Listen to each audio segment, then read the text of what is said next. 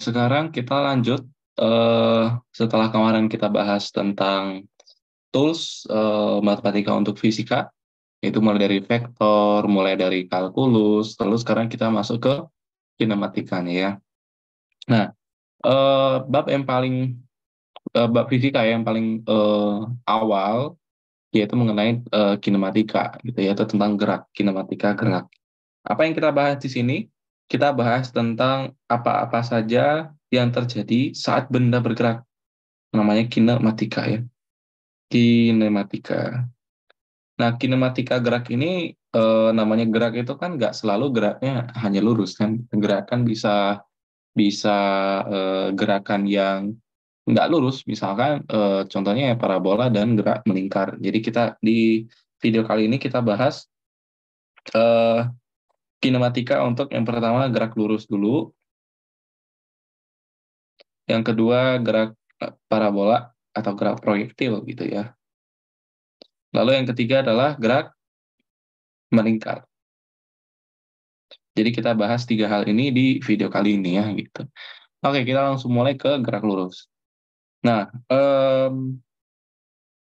di gerak lurus ya kita membahas suatu benda atau suatu partikel ya kita anggap sebelum kita masuk ke benda tegar ya kita anggap semua benda itu ya partikel dulu. Arti partikel itu adalah kita mengabaikan bentuknya, kita mengabaikan momen inersianya, kita mengabaikan pergerakannya seperti apa. Yang penting kita tahu kalau dia hanya sebuah partikel yang hanya bisa bergerak kanan kiri atas bawah depan belakang gitu doang ya. Nggak berputar, nggak yang macam-macam gitu ya.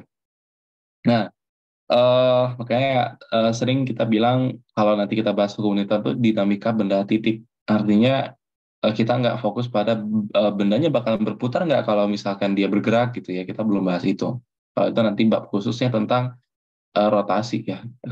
Oke, di gerak lurus simpelnya adalah ketika suatu benda pada posisi X sama dengan 0 atau X0 berpindah, katakanlah berjalan ke semua X positif sampai posisinya X sama dengan XT ditempuh dalam waktu T.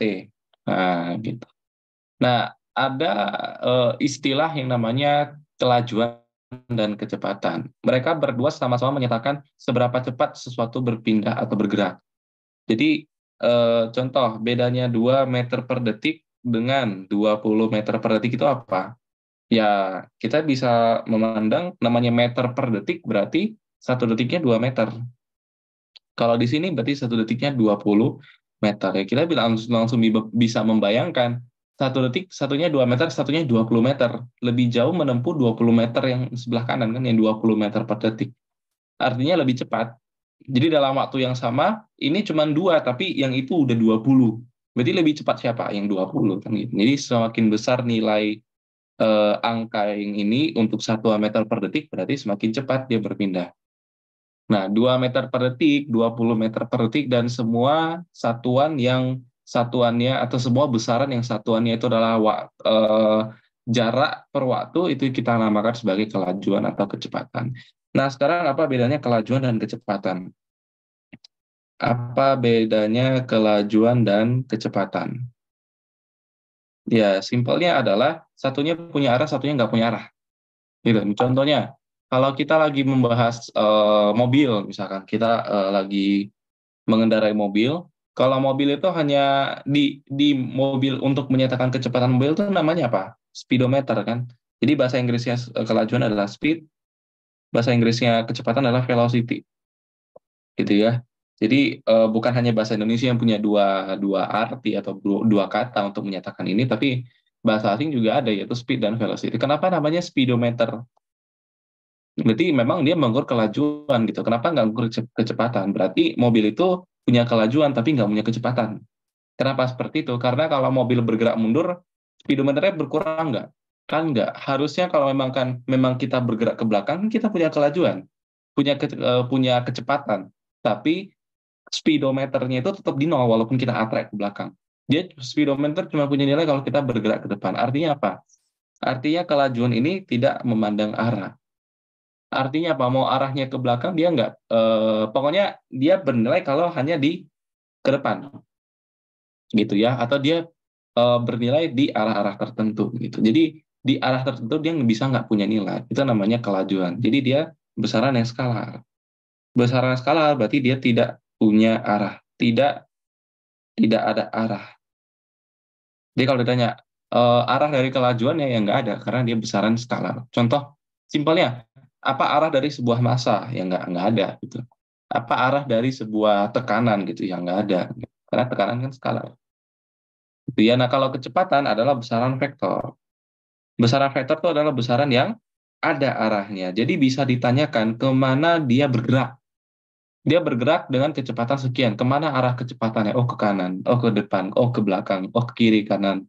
Ke atas, ke bawah. Ke utara, ke timur, ke selatan, kemana-mana.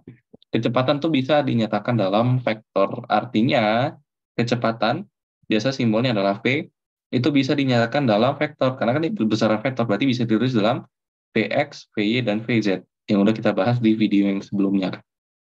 Tapi kelajuan nggak bisa kita nyatakan dalam I, Y, I, J, K. Kenapa? Karena itu bukan vektor. Jadi kelajuan yang hanya sebatas sebuah angka. Contohnya kayak massa, massanya 5 kilogram. Nggak ada 5 kilogram arah I, 10 kilogram arah J, nggak ada. Karena besaran skalar, nggak bisa dinyatakan dalam vektor, nggak ada arah. Tapi kalau kecepatan ada arah. Seperti itu ya. Jadi kalau misalkan contoh kecepatan tuh punya arah itu adalah ketika seseorang ini misalkan arahnya timur, ini arahnya utara. Seseorang bergerak ke arah sini, misalkan, gitu ya. Nah itu arahnya kemana ya? Kita nggak tahu, kan belum tentu 45 derajat. Kalau 45 derajat berarti timur laut kan gitu. Kalau misalkan di sini adalah nilainya ke arah timur itu anggap I ya gitu. Ada sumbu X juga. Misalkan 20 meter per detik kelajuannya. Tapi pada arah utara, pada arah ke atas, kalau kelajuannya adalah 10. Berarti kita bisa tulis kalau kecepatannya itu adalah 20 meter per detik arah I ditambah 10 meter per detik arah J. 20 dan 10 adalah besar dari kecepatannya. Besar dari kecepatan adalah kelajuan. Karena dia sudah besaran skalar. Jadi ini disebut sebagai speed-nya, kelajuannya. Ini disebut sebagai speed-nya. Tapi kecepatannya adalah 20i tambah 10j. Gitu ya. Berapa besar kecepatannya atau kelajuan totalnya? Kelajuan kalau pada arah I, ya kelajuan speed pada arah X, ini speed pada arah Y. Kalau speed resultannya atau kelajuan memang dia bergerak yang ke arah situ berapa besarnya ya pakai besar vektor. Jadi besar vektor itu adalah akar 20 meter per detik kuadrat ditambah 10 meter per detik dikuadratkan. Nah, itulah nanti nilainya adalah akar gopek atau 10 akar 5 ya, meter per detik. Inilah kelajuannya. Kelajuan yang benar-benar kelajuannya. Tapi pada arah X kelajuannya 20, pada arah Y kelajuannya 10. Gitu karena kalau kita proyeksi ke sumbu X dan Y, dia kan bergeraknya mereng tuh, ada theta pastikan di sini. Ada theta kan. Nah, berarti pada arah sumbu X ada nilainya, pada arah sumbu Y juga ada nilainya. Dan dia bergerak sendiri nilainya berapa? Ya pakai Pitagoras. Atau besar dari sebuah vektor. Nah, bagaimana mencari thetanya? Dia bergerak ke arah mana? Timur laut bukan. Atau berapa derajat? Mau lebih detail, berapa derajat dia bergerak dari sumbu X atau dari arah timur? Dia bergerak ke arah mana sih? Berapa derajat dari arah timur? Caranya ya pakai vektor tuh berguna banget ya. Jadi video sebelumnya itu dipahami dulu. Jadi tangan dari theta itu adalah VY depan per samping. Depannya VY, sampingnya VX kan. Jadi VY per VX. Berapa V-nya? 20. Berapa VX-nya? 10. Berarti 2. Berarti theta itu adalah tangan inverse dari 2. Berapa tangan inverse dari 2? Pakai kalkulator ya. Tangan inverse dari 2 itu adalah 63 derajat. 63,43 derajat. Jadi theta di situ adalah 63 derajat. Jadi dia bergerak ke arah 63 derajat dari sumbu X atau dari arah timur. Atau 26,57 derajat dari utara atau dari sumbu Y. Gitu ya. Gitu. Jadi vektor sangat-sangat dipakai dalam fisika. Nah, itu pembahasan dan kecepatan. Gitu ya. Nah, jadi bagaimana mencari besar dari sebuah kecepatan? Kalau kita membahas benda ini bergerak sejauh katakan 5 meter. Benda bergerak sejauh 5 meter dalam waktu 2 detik. Jadi kan dari definisinya aja kita udah bisa mengetahui besar dari sebuah kelajuan atau besar dari sebuah kecepatan kan gitu. Jadi contoh kalau misalkan kakak bergerak dengan dari sini, dari posisi x0, x di sini katakan x sama dengan 2 meter. Di sini x sama dengan 7 meter. Ditempuh dalam waktu, katakan t-nya itu adalah 5 detik. Atau jangan ding 2,5 detik lah gitu. Nah, artinya apa? Artinya dia menempuh 5 meter. 5 meter itu dalam 2,5 detik. Jadi satu detiknya berapa? 2 meter kan? Artinya kelajuannya itu adalah 2 meter per detik. Ya kan, satuan dari kelajuan atau besar dari kelajuan atau besar dari kecepatan kan 2 meter per detik. Meter per detik. Jadi ya kita cari satu detiknya dia bergerak berapa meter, yaitu kelajuannya. Dengan kata lain kan kita mengambil X akhir dikurang X awal dibagi waktu kan. 7 kurang 2, 5, 5 dibagi waktunya jadi kelajuannya. Berarti kalau misalkan awalnya kita punya X, posisi awalnya X0, posisi akhirnya XT, ditempuh dalam waktu T, berarti V-nya itu adalah XT dikurang X0 dibagi T. Kalau itu cara anak SMP. Ya, itu cara pemahaman anak SMP, penalaran anak SMP. Tapi sekarang kita pakai pendekatan kalkulus. Kan sudah tamat SMA lah ya, gitu ya. Kita pakai pendekatan kalkulus. Jadi pendekatan dengan kalkulus. Dengan kalkulus. Ya, tapi kita harus tahu dulu kan kalau eh, perubahan dari jarak terhadap waktu adalah kecepatan kan tadi kan gitu. Perubahan posisi atau seberapa cepat perpindahan benda itu namanya kecepatan. Seberapa cepat perpindahan benda dinamakan kecepatan atau kelajuan. Kalau seberapa cepat kelajuan yang berubah, nah sekarang kelajuan atau kecepatan yang berubah sebelum ke sini dulu ya. Jadi kalau awalnya itu kecepatan awalnya adalah 2 meter per detik. Berjalan, lama-lama kecepatannya bertambah jadi 10 dalam waktu 2 detik. Berarti dalam dia menempuh 8 meter itu dalam 2 detik. Berarti satu detiknya itu ditempuh 4 meter. Sorry, 8 meter per detik. Kecepatannya berubah 8 meter per detik dalam waktu 2 detik. Jadi satu detiknya berubah 4 kan. Jadi satu detik itu berubah 4. Berarti ada sebuah satuan yang nanti satuannya meter per detik lagi. Atau meter per detik kuadrat. Jadi 4 meter per detik kuadrat ini namanya apa? Percepatan. A. A itu adalah menyatakan kecepatan dari kecepatan berubah. Seberapa cepat kecepatannya berubah atau kelajuannya berubah. Gitu ya. Dan A ini adalah sebuah besaran vektor. Nggak ada perlajuan, tapi hanya ada percepatan. Kalau misalkan ada P sama dengan V0 berjalan sampai kecepatan akhirnya adalah VT dalam waktu T, maka percepatannya adalah VT dikurang V0 dibagi T. Nah, gitu. Ya, kalau ini pendekatan-pendekatan anak-anak SMP gitu ya. Nah, sekarang kita pakai pendekatan kalkulus. Bagaimana kalau kita dekatkan dengan kalkulus? Gitu ya. Jadi, kita harus punya definisi dulu kecepatan rata-rata ya. Apa itu kecepatan rata-rata? V average.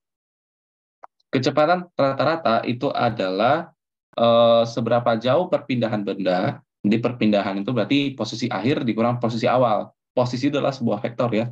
Jadi posisi akhir X T dikurang X0 dibagi dengan selang waktu yang ditempuh, berarti T, T, T dikurang T0.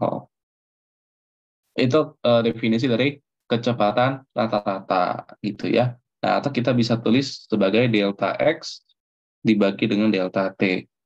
Nah, sekarang kalau kita ingin kecepatan sesaat berarti kecepatan dalam waktu yang sesingkat-singkatnya, dalam delta T yang sangat kecil, tapi kalau delta T-nya 0, jadinya kecepatannya tak hingga kan.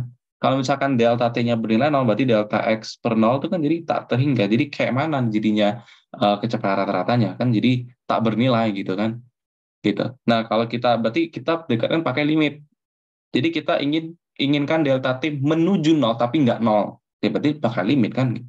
Jadi limit dari delta T menuju 0 untuk V average itu adalah limit delta T menuju 0 untuk delta X dibagi dengan delta T. Itu apa? Jadinya apa? dx dt. Ini adalah kelajuan sesaat. Kelajuan sesaat atau kelajuan kecepatan sesaat atau kecepatan di setiap waktu. Kecepatan di setiap waktu yang bisa kita cari. Inilah hubungannya. Dari sini nanti kita bisa munculkan definisi yang di atas tadi kita buktikan dengan penalaran. Lalu bagaimana dengan percepatan rata-rata? Sama, percepatan rata-rata adalah perubahan dari kecepatan terhadap selang waktu. Jadi VT dikurang V0 dibagi dengan T2 dikurang TT dikurang T0. Atau bisa kita tulis delta V dibagi dengan delta T. Delta V dibagi delta T. Kalau kita ingin mencari percepatan sesaat, percepatan di setiap saat, di setiap titik, waktu yang sangat singkat pun kita bisa cari, kita limitkan. Limitkan delta T menuju 0 untuk A average ini. Yaitu kita peroleh limit delta T menuju 0 untuk delta V dibagi dengan delta T. Jadinya dV dt. Itu adalah percepatan sesaat. Percepatan sesaat, setiap saat. Nah, dengan dua hubungan ini, nanti kita bisa memperoleh seperti ini. dx dt itu sama dengan V ya. Jadi kita bisa tulis dx itu sama dengan V dt.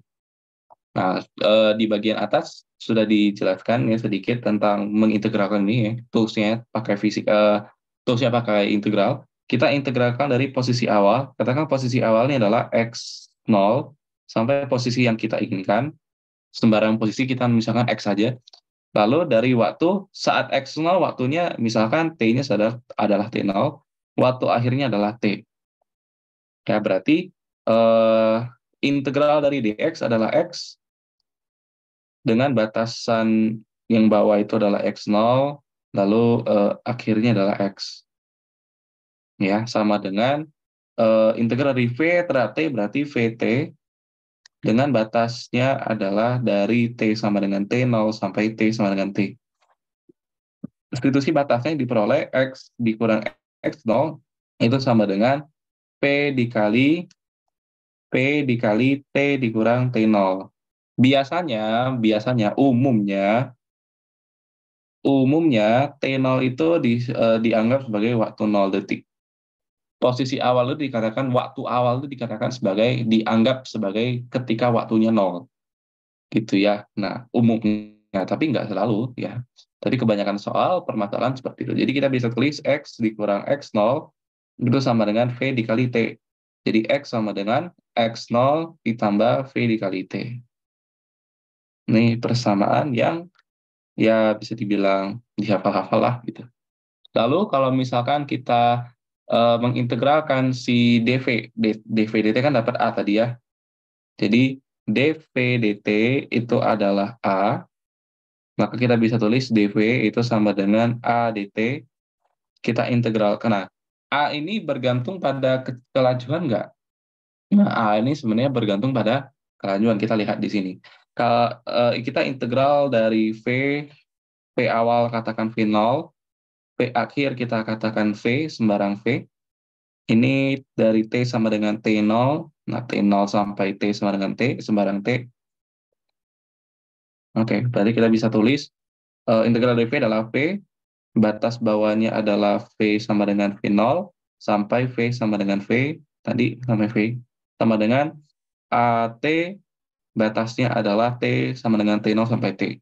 Berarti V dikurang V0 sama dengan A dikali T dikurang T0. Umumnya adalah T0 sama dengan 0 masih sama ya.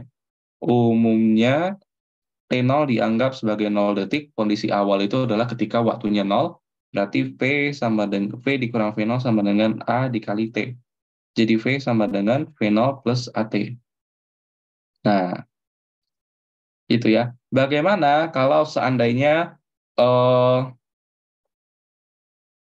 benda itu bergerak ada percepatannya? Bagaimana dengan posisinya? Nah, tadi kan kita mencari posisi di sini.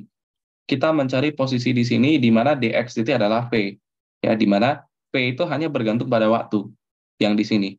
V di sini hanya bergantung pada waktu. Jadi v dikali v integral v dt yang langsung v kali t. Tapi kalau v ini bergantung pada hal lain, yaitu seperti ini kita peroleh. Ternyata benda bergerak ada percepatan, bagaimana posisinya?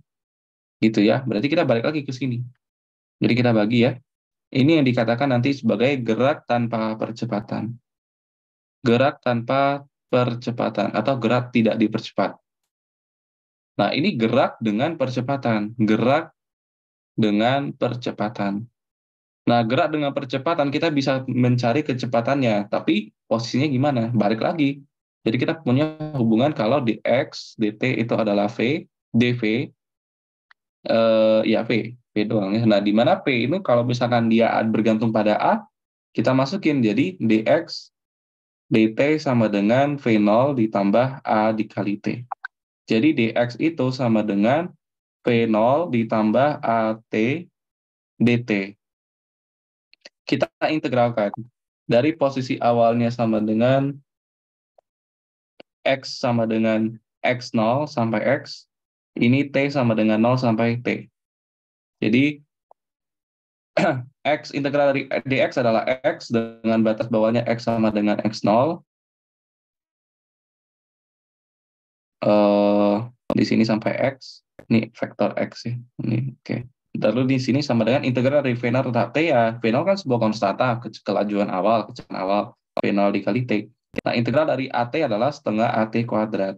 Nah, gitu ya, dengan batas bawah T sama dengan T0 biasanya sampai T0 sampai dengan T. Nah, tapi umumnya biasanya T0 itu dianggap sebagai 0 detik, berarti X dikurang X0 itu sama dengan masukin V0 dikali T tambah setengah A dikali T kuadrat. Jadi X itu adalah X0 ditambah V0T tambah setengah A T kuadrat. Inilah untuk mencari posisi setelah benda bergerak sekian detik setelah ketika benda dipercepat. Kalau ada percepatan ya persamaannya menjadi seperti ini. X0 tambah V0T kayak di atas, tapi bertambah setengah AT kuadrat. Itulah faktor pertambahannya ya gitu. Ada faktor pertambahan akibat pertambahan jarak akibat ada percepatan karena setiap detiknya dia dipercepat makin cepat dan makin jauh gitu kan. Gitu. Ini dari pendekatan secara kalkulus. Oke, ini gerak. Jadi gerak tanpa percepatan ya simpel. Cepat X itu adalah posisi awal tambah V dikali T. Kalau gerak dengan percepatan, posisi akhirnya jadi X0 tambah V0 T tambah lagi setengah AT kuadrat. Nah, boleh dihafal-hafal. Karena untuk menjawab soal nanti kita langsung memakai rumus yang seperti ini. Gitu ya, satunya dengan tanpa percepatan, satunya dengan percepatan. Oke, rasanya sudah cukup tentang gerak lurus. Sekarang kita lanjut ke gerak parabola. Ya, tapi rumus-rumus yang di sini itu diingat-ingat. Nah, untuk rumus-rumus yang lain, ada 5 rumus untuk gerak dengan percepatan, total 5 rumus, tapi yang perlu diingat hanya 2 ini. Ya, jadi kakak tidak akan memakai rumus selain 2 ini untuk menyelesaikan soal nantinya kita bahas soal. Kita tadi punya VT sama dengan V0 plus AT. Yang kedua, kita punya S sama dengan, atau X sama dengan X0 tambah V0T tambah setengah AT kuadrat. Nah, kakak tidak akan memakai 2 rumus selain ini, tapi di sini kakak coba buktikan ada 3 rumus lain yang bisa dipakai untuk menyelesaikan soal. Tapi nanti di soal kakak nggak pakai ini, ketiga rumus nanti yang kita bahas ya. Nah, perhatikan di sini kita bisa buat persamaan satu, jadi V0 itu adalah VT dikurang A dikali T. Lalu kita bisa membuat A itu adalah VT dikurang V0 dibagi T. Lalu kita bisa membuat T sama dengan VT dikurang V0 dibagi A. Ketiga persamaan ini dari persamaan pertama, kita substitusi ke persamaan 2, dapat 3 rumus lainnya. Itu yang bisa dipakai untuk menyelesaikan soal. Tapi tidak kakak sarankan. Ya sebenarnya boleh dipakai aja gitu. Diketahuinya ini diketahui, tapi jatuhnya jadi bang hafal kan gitu. Ya nggak masalah sebenarnya kalau mau dipakai. Jadi rumus ketiga muncul ketika kita substitusi V0 ke persamaan kedua. Jadi X sama dengan X0 ditambah V0 itu jadi VT dikurang AT ditambah setengah AT kuadrat. Jadi X sama dengan X0 ditambah kecepatan akhir dikali T dikurang AT kuadrat ditambah setengah AT kuadrat. Jadi X dikurang X0 sama dengan VT dikali T dikurang setengah AT kuadrat. Jadi eh, persamaan yang agak elegan gimana ya? Hmm, Ya, kayaknya seperti ini dong cukup ya. Biasanya sih kalau diketahui ada posisi awal, posisi akhir, lalu ada VT-nya, lalu ada A-nya, biasanya pakai rumus yang seperti ini. Yaitu diketahui kecepatan akhir gitu. Lalu diketahui percepatan, diketahui posisinya bisa dicari pakai persamaan ketiga ini. Lalu persamaan keempat ketika kita substitusi A. Jadi X sama dengan X0 ditambah V0T ditambah setengah dikali VT min V0 dibagi T dikali T kuadrat. Berarti X min X0 sama dengan V0T ditambah setengah dikali VT dikali T dikurang V0 dikali T. Berarti dapat, aduh habis ternyata. Eh, Kakak mungkin lanjutkan ke bawah saja ya.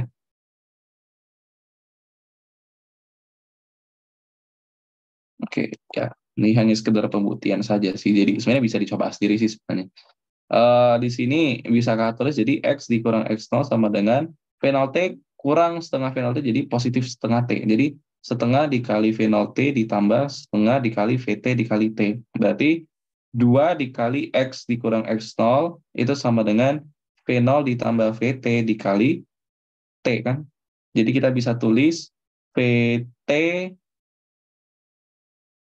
hmm, dikali VT kurang V0 per T. Iya, dikali T dikali. Oke. Ya, berarti kita punya persamaan hmm, ini setengah AT kuadrat. Ya nggak masalah. Berarti kita punya persamaan kayak gini kan. Persamaan akhirnya seperti ini. Ya, kakak kurang tahu persamaan akhir yang elegan atau yang biasa dihafal seperti apa. Tapi intinya ketika kita substitusi tiga hal tadi, intinya dapat tiga rumus baru yang bisa digunakan untuk menyelesaikan soal. Lalu yang terakhir, kalau kita substitusi T. Kalau kita substitusi T gimana? Berarti X dikurang X0 ditambah V0 dikali T-nya kita ganti jadi VT dikurang V0 dibagi A ditambah setengah dikali A dikali T kuadrat. VT dikurang V0 dibagi A di kuadrat kan.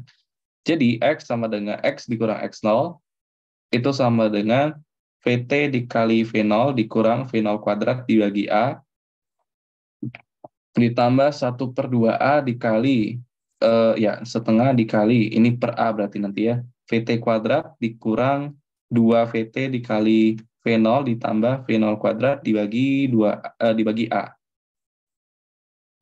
Lalu ini dikali 2 juga ya supaya sama penyebutnya dikali 2 lalu dihitung.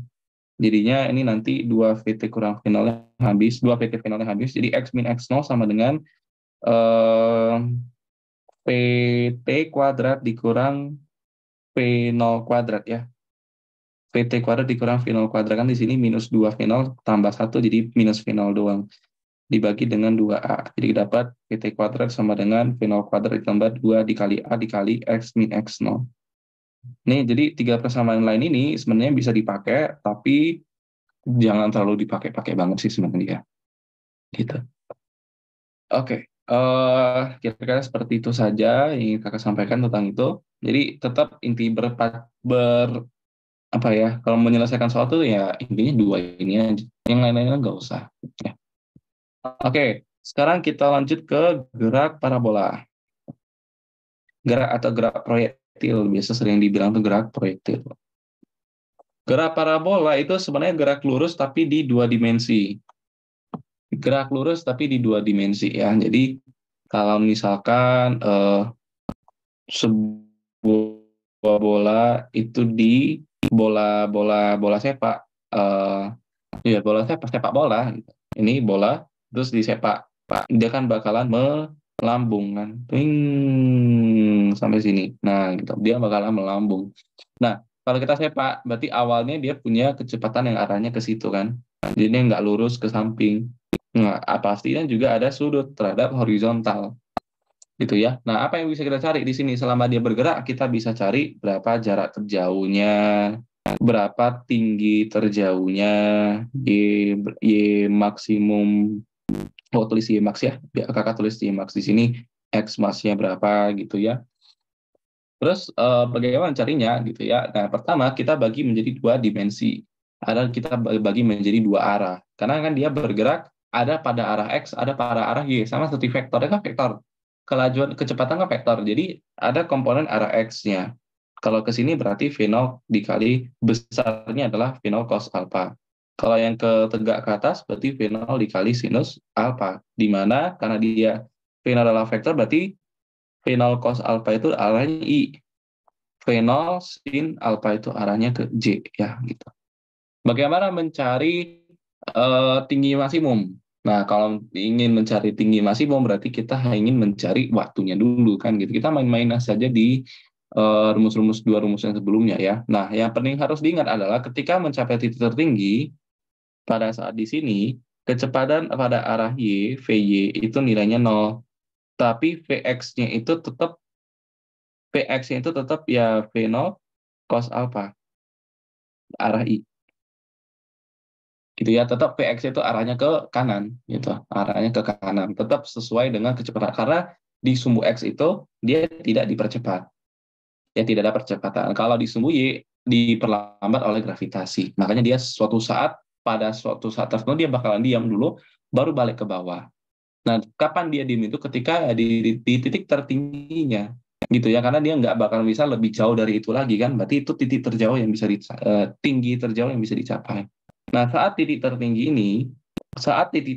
ini kita bisa tulis Vy itu sama dengan V0Y ditambah A dikali T. Jadi rumusnya pertama kan, kalau kita mengabaikan vektornya besarnya doang ya berarti Vy sama dengan V0Y ditambah A dikali T. Jadi Vy-nya adalah 0, V0Y-nya adalah V0 sin alpha, arahnya ke atas positif, ditambah A-nya ini adalah, makanya vektor itu penting sih sebenarnya untuk menyatakan negatif-negatifnya gitu. Nah, kalau arah ke atas positif berarti arah ke bawah adalah negatif. Jadi G besar dari percepatannya itu adalah minus ya G tapi arahnya minus minus J gitu ya. Jadi besarnya adalah ya minus G. Jadi VY 0 tadi ya, berarti V0-nya adalah V0 sin alpha itu arahnya ke J itu ditambahkan dengan G arahnya minus J dikali T. Jadi nanti dapat V0 sin alpha itu sama dengan GT, maka T-nya adalah V0 sin alpha dibagikan dengan G. Ini waktu untuk mencapai waktu waktu untuk mencapai titik maksimum untuk mencapai Y max, yaitu setengah jalan untuk mencapai X max. Jadi waktu untuk mencapai X max, jadi waktu untuk mencapai X maksimum itu adalah dua kalinya. Jadi T sama 2T, yaitu 2T, yaitu 2 V0 sin alpha dibagikan dengan G. Kenapa, Kak? Karena parabola kan simetris. Jadi kalau dari sini ke sini waktunya adalah T, jadi dari awal ke tengah itu waktunya T, maka dari tengah ke akhir juga waktunya T. Jadi untuk mencapai X maksimum ya waktunya 2T gitu ya. Oke, jadi bagaimana untuk mencari Y max ya? Mereka persamaan kedua tadi. Jadi Y max itu adalah Y0 ditambah P0YT ditambah setengah AT kuadrat. Di mana Y max itu adalah Y0 posisi awalnya di Y sama anggap acuan Y sama dengan 0 di sini. Berarti Y max itu ya Y max. Y0-nya 0, P0-nya adalah V0 sin alpha dikali T, ditambah setengah dikali minus G dikali T kuadrat. Berarti Y maksimumnya adalah, nah masukin lagi waktunya, T-nya masukin di sini, jadi V0 sin alpha dikali V0 sin alpha dibagi G, dikurang setengah G dikali T kuadrat. V0 sin alpha, V0 kuadrat sin kuadrat alpha dibagi G kuadrat. Ya, gitu. Kalau dikuadratin. Jadi Y maksimum itu adalah V0 kuadrat sin kuadrat alpha dibagi G, dikurangin dengan V0 kuadrat sin kuadrat alpha dibagi 2G. 1 kurang setengah jadi setengah. Jadi V0 kuadrat sin kuadrat alpha dibagi 2G. Bagaimana dengan jarak maksimumnya? Yaitu adalah V0x dikali T. V0x-nya itu apa? V0 cos alpha tadi ya. Dikali T. Nah, T-nya ini adalah 2T ini ya. Jadi dikali 2T ya sebenarnya. Dikali 2 dikali V0 sin alpha dibagi G ya. Nah, berarti X maksimumnya adalah V0 kuadrat dikali 2 sin alpha cos alpha dibagikan dengan G. Nah, trigonometrinya jangan lupa juga. Sin 2 alpha jadinya ya. dibagikan dengan G. Inilah jarak maksimum. Jadi rumus-rumus ini boleh dihafal, boleh enggak, tidak masalah. Karena bisa pakai rumus pertama nanti kan. Ini kan cuma kombinasi dari rumus pertama dan kedua. Rumus kedua yang disubstitusi T dari persamaan pertama kan gitu. Jadi mau dihafal boleh enggak juga enggak masalah sebenarnya. Gitu ya. Oke, kira-kira graf parabola seperti itu saja. Nanti tinggal variasi soal. Oke, graf parabola sudah. Satu lagi yang terakhir adalah graf melingkar. Oke, untuk gerak melingkar, gerak gerak melingkar itu ya geraknya melingkar. Namanya melingkar itu bukan berputar ya. Namanya melingkar itu ya berarti mengelilingi sesuatu. Melingkar itu mengelilingi sesuatu, beda beda lagi dengan rotasi. Rotasi itu berputar. Jadi berputar itu ya berputar gitu, berputar. Kalau misalkan melingkar itu mengelilingi sesuatu, tapi dia nggak berputar ya gitu. Dia berjalan lurus juga, berjalan lurus. Tapi menurut dia lurus kan, tapi kita lihat dari luar itu dia bergeraknya melingkar. Dia jalan ini kayaknya jalannya lurus aja gitu bagi dia. Tapi yang bagi orang orang luar lihat dia bergeraknya melingkar gitu kan, miring. Jadi contoh gerak melingkar adalah di suatu bidang XY, di suatu bidang permukaan, ini ada porosnya, misalkan ada sesuatu yang sedang bergerak mengelilingi sebuah poros. Ya, misalkan ini porosnya. Ada orang, dia mengelilingi sebuah poros. Gitu ya, dia bergerak melingkar. Nah, pergerakan contoh lain adalah sebuah batu atau sebuah benda atau ini kincir angin juga, bukan kincir angin sih. Wahana, wahana, wahana apa sih namanya? Ya itulah, ada wahana yang seperti kincir angin gitu. Jadi di sini ada tempat duduknya seperti itu ya. Nah itu juga dikatakan gerak yang melingkar. Jadi setiap orang di sini tuh mengelilingi suatu poros gitu. Tapi memang kincirnya sendiri ya berotasi, bisa dibilang berotasi juga sih. Nah seperti ini ya, berarti eh, kakak ambil satu contoh saja yang lebih simpel kita bahas, yaitu suatu suatu benda, tapi ini di bidang dua dimensi ya, di bidang X dan Y, tapi kita lihat dari depannya. Jadi kita lihat dari atas seperti ini. Nah, kita lihat dari sini kan jadinya seperti ini kan. Jadi kita lihat jadi sebuah lingkaran doang, lingkaran yang sangat lingkar, sempurna banget. Nah, di sini ada orang kan, tadi orang kan berjalan kan di sini. Nah, di sini kalau misalkan dia bergerak gitu, dia ada misalkan di sini, saat di sini, kecepatannya dia menganggap dia jalannya ke situ. Pada saat di sini dia, kalau misalkan dia berputar seperti ini ya, kalau pada saat di sini dia menganggap dia berjalan ke situ. Pada saat di sini dia menganggap dia berjalannya ke, misalkan di sini ya, dia menganggap berjalannya ke sampai sini. Intinya adalah kelajuan linear, kelajuan yang menurut orang yang sedang bergerak mengelilingi sesuatu selalu tegak lurus terhadap porosnya. Selalu tegak lurus terhadap porosnya. Nah, berarti kalau misalkan ini kan jari-jari juga sebuah vektor ya. Jadi vektor misalkan arah vektornya ke dalam, ini R, tadi kan vektor V, kelajuan linear. Nah, kalau dari cross product kita dapat kalau V cross R itu nilainya sinus 90 kan 1, berarti ya V kali. Tapi kalau V dot R nilainya cos 90 nol ya. Kenapa? Karena kan V dot R itu kan berarti panjang V kali panjang R dikali cos 90 derajat kan, cos 90 sedangkan nilainya 0, berarti V dot R itu nilainya 0, tapi V cross R ada nilainya, yaitu besar V kali besar R gitu ya. Oke. Bagaimana dengan percepatannya? Kalau misalkan benda seperti ini ada percepatannya nggak sih? Ada, tapi bukan percepatan linear, tapi namanya percepatan sentripetal yang arahnya ke pusat lingkaran. Jadi kan menurut orang yang misalkan kita nih, kita lagi jalan, kita lagi tutup mata, kita jalan, kita anggapnya lurus saja, kita lagi jalan lurus nih. Tapi orang melihat dia tuh nggak jalan lurus, ada kadang berbelok, ada kadang nggak berbelok kan gitu. Sama seperti orang yang sedang bergerak melingkar. Di pergerakan melingkar ini, orang itu nggak menyadari kalau dia bergerak melingkar, tapi kita orang yang di luar melihat dia bergerak melingkar. gitu ya, melihat dia bergerak melingkar. Artinya apa? Ada sesuatu yang selalu menarik dia ke dalam. Ada yang selalu membuat dia arahnya tuh selalu menarik dia ke dalam gitu. Ada sesuatu yang selalu mendorong dia ke dalam. Ada yang mempercepat dia ke dalam. Makanya dia tidak keluar dari lintasannya. Tapi dia nggak menyadarinya. Cuma kita orang yang di luar yang menyadarinya. Nah, ini dinamakan sebagai percepatan sentripetal. Ya, nanti sekarang kita buktikan arahnya. Nah, sekarang kita tinjau dulu ada suatu benda di sini. Berarti pada arah X, ini pada arah X ya, ini pada arah Y.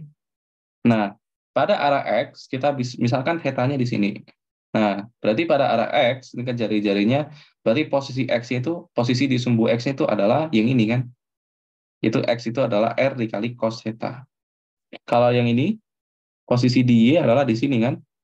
Berarti di sini adalah Y sama dengan R dikali sin theta. Kita bisa tulis kelajuannya.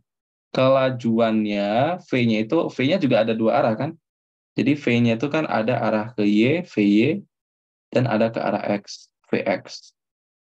Kita bisa tulis pada posisi itu berarti pada arah X berarti minus VX arah Y, karena pada ke arah Y negatif kan. Jadi ditambah dengan VY arah J.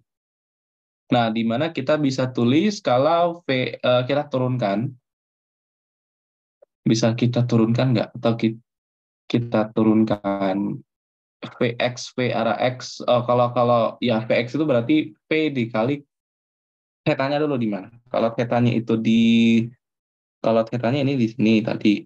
Lalu kalau di sini θ-nya berarti kosong θ-nya di sini ya. Nah, berarti VY-nya V cos alpha. Kalau Vx-nya minus V sin θ itu ya. Ditambah V dikali cos θ itu arah J. Berarti kalau kita ingin coba kita iseng-iseng turunan. Kita kan mencari percepatan kan. Jadi percepatannya adalah turunan dari V terhadap waktu. Di mana theta terhadap waktu berbeda-beda ya. Theta ini bergantung waktu. Ketika dia berada di sini, theta-nya pasti makin gede. Theta-nya udah di sini. Ketika dia di sini, theta-nya dari sini sampai sini. Jadi theta itu tidak konstan, tapi bergantung waktu. Artinya turunan rantai. Jadi bisa diturunin terhadap waktu. Berarti turunan dari V, besar V konstan. Ya, besar dari kelajuannya konstan, dia bergerak secara konstan. Berarti minus V dikali turunan dari sin theta adalah minus cos theta. Lalu turunan dari theta-nya sendiri, karena theta-nya nggak konstan kan, arah I. Lalu ditambah V dikali turunan dari cos, turunan sin cos ya. Turunan dari cos adalah min sin. Baru dikali d theta dt. Arah J ya. Nah, berarti A itu adalah minus V dikali cos theta. Minus V dikali cos theta dikali D D theta dt. D theta dt itu adalah omega ya. Jadi turunan, jadi kakak belum kasih tahu ini dulu. Jadi kalau misalkan ini variabel dalam gerak melingkar ya. Variabel rotasi juga bisa dibilang. Nah, kalau di sini theta misalkan anggap aja lingkaran, jadi ini adalah seperbagian dari lingkaran gitu. Seperbagian dari lingkaran. Nah, gitu. Ininya adalah theta ya. Ini R, ini pasti R juga ya sama panjang. Ini adalah S. Dan dari perbandingan sederhana, kalau misalkan S ini buka sejauh theta, maka kalau satu keliling lingkaran 2pi dikali R itu buka sejauh 2pi kan sudutnya. Berarti 2pi-nya dicoret, jadinya dapat S itu adalah theta dikali R. Jadi kalau kita turunkan, maka V adalah turunan dari theta apa? Omega. Nah, ini harus diingat ya. Kalau theta itu adalah perpindahan sudut. Theta adalah perpindahan sudut. Maka turunan dari perpindahan sudut adalah kelajuan sudut atau kecepatan sudut. Kecepatan sudut adalah omega. Jadi kecepatan sudut itu adalah omega. Perpindahan sudut adalah theta, kecepatan sudut adalah omega. Percepatan sudut itu adalah alpha. Ya, berarti A itu adalah alpha dikali R. Nah, harus diingat. Berarti kita bisa tulis d theta dt itu jadi omega. Jadi minus V cos theta dikali omega arah I dikurang V sin theta dikali omega arah J. Nah, lalu V cos theta bisa kita ganti jadi apa? Kita kayaknya bisa ganti cos theta itu jadi depan per cos theta cos itu kan depan bersamping, depannya theta kan ini, depannya adalah ini y, sampingnya adalah r. Berarti cos theta itu adalah depannya adalah y per x ya. Di mana y per x itu adalah tan theta dong. Sebentar ya. P, P, P, P, sin PY. Oh, nggak masalah sih, bisa. Langsung kita cari besarnya aja. Karena kalau kita cari besarnya kan jadi kuadrat, sin kuadrat tambah cos kuadrat jadi satu kan. Jadi akar dari minus P cos theta dikali omega dikuadratkan, ditambah minus P sin theta dikali omega dikuadratkan. Nah, jadi kita bisa tulis jadi P kuadrat omega kuadrat dikali cos kuadrat theta ditambah sin kuadrat theta jadi apa? Ya, satu.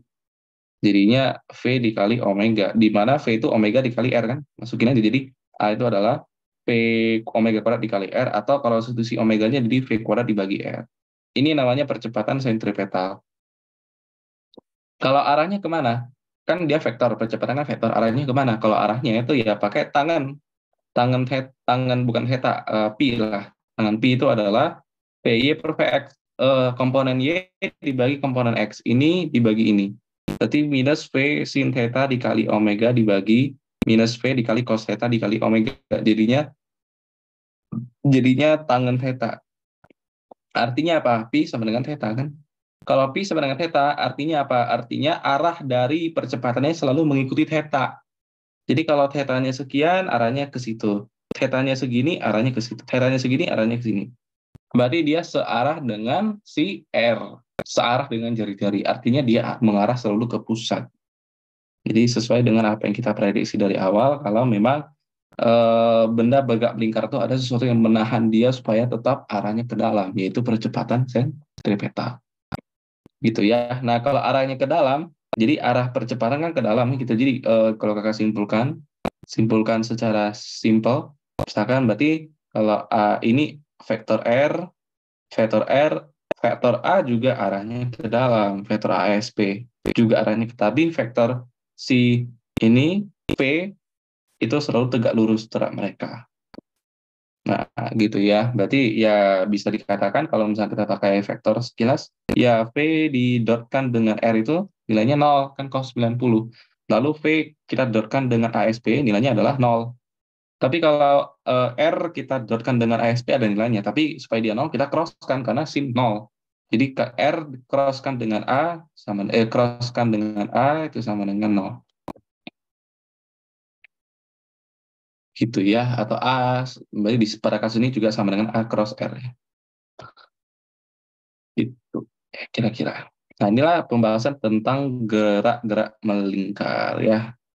Oke, ya bisa dilihat ya, kinematika full of kalkulus, nanti ya dinamika juga ada sedikit kalkulusnya, lalu usaha apalagi usaha energi kalkulus, pembuatan rumusnya. Jadi semuanya fisika itu nggak lepas dari kalkulus ya, kalkulus vektor apalagi itu nggak pernah dipisahkan. Jadi harus terbiasa dengan hal yang seperti itu ya. Kalau kita nggak bisa ini ya kita nggak bisa memahami fisika ya, toolsnya itu nggak ada ya, kita nggak bisa dapat hasil akhirnya. Jadi kita nggak bisa memahami pergerakan sebuah benda seperti itu ya.